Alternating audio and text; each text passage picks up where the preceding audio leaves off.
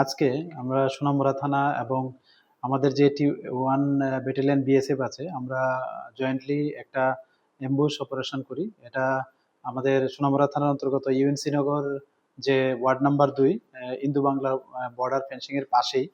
তো যেখানে খবর ছিল যে যে ওই এলাকারই একজন ড্রাগস স্মাগলার, উনি ওনার বাইকে করে অনেকগুলা নিষিদ্ধ স্কোপের বোতল নিয়ে আসছে এবং এগুলি বাংলাদেশের মানে ফেন্সিং এর ওই পারে পাচার করে দেবে।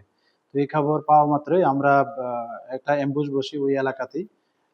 তো যদিও ওই যে ড্রাগ পেডলার আমাদের পুলিশ গাড়ি এবং বিএসএফ এর গাড়ি দেখেই মানে মানে ও থেমে যায় এবং আমরা ওকে চেস করি। চেস করলে যদিও সে পালিয়ে যেতে সক্ষম হয়, কিন্তু ওনার যে বাইকটি ফেলে যায় এবং সঙ্গে একটা ব্যাগ রেখে যায়, যেটার মধ্যে স্কোপ বোতল ছিল।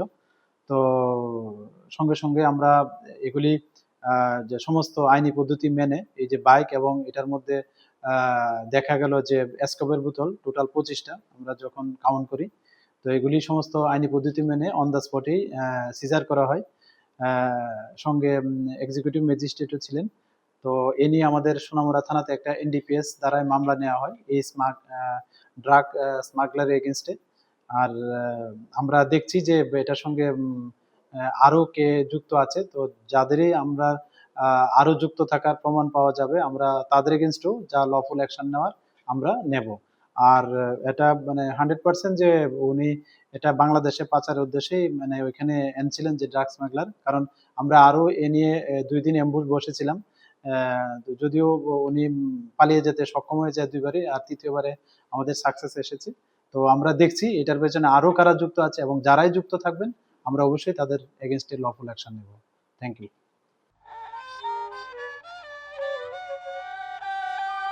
Hayung ha busharokni shalo hayungni joto lukurokno hamjakma tei khuluma yafaro TDAADC ni bwkhaktwi hani busharokni hukumu mukumu buni slai juda buni slai kuchuk buni slai kotor hani busharokni kanmung chumung rwchabung musamung chamung bebak belaikhe bolaijago hayungo Jeng TDAADC hayung ha busharokni salo diayo hani busharok teibo kuchugo kathon tei hayung gwnangwi sinimung manthon